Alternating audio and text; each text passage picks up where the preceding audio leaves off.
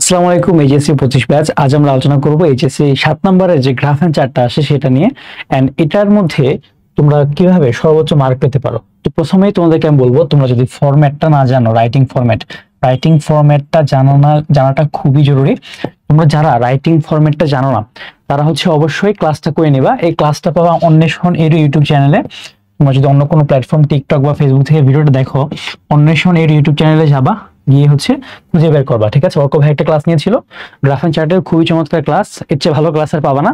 So ক্লাসটা করে ফেলবা আগে। ঠিক আছে, সো ক্লাসটা করে তুমি ফরম্যাটটা দেখবা, তারপর তুমি এই যে আমাদের সাজেশন গুলো আছে, যেমন ধরো এখানে মান্থলি ফ্যামিলি এক্সপেন্ডিচার, এটা নিয়ে যে গ্রাফ এন্ড চার্ট আছে, তারপর ধরো যে the number of social media users, the percentage of travellers travelling in the different transports, the number of mobile phones and internet users, the percentages of types of transportation used by students, time allocation of a student's daily activities, the export sectors in the Bangladesh that earn foreign currency, the sources of air pollution in a city, young people's changing attitude towards the pastimes, the choice of profession by educated people in a country.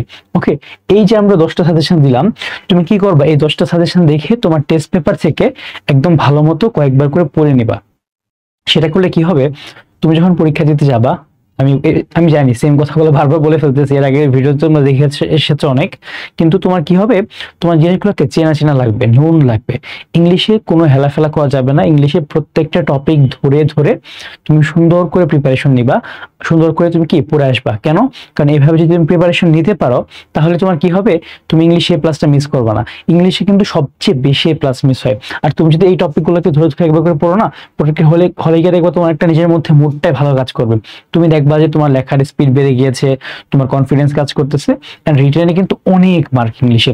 So ইংলিশে রিটেনে যদি তুমি mark কম পাও, এ plus কিন্তু ছুটে যাবে। আর ইংলিশে কিন্তু অনেকে কম পায়।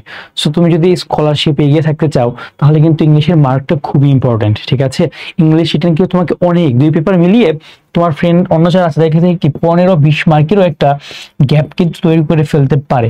ইংলিশ কিন্তু এমন একটা সাবজেক্ট। সো কশাসলি পড়তে থাকো, ইনশাল্লাহ ভালো করবা।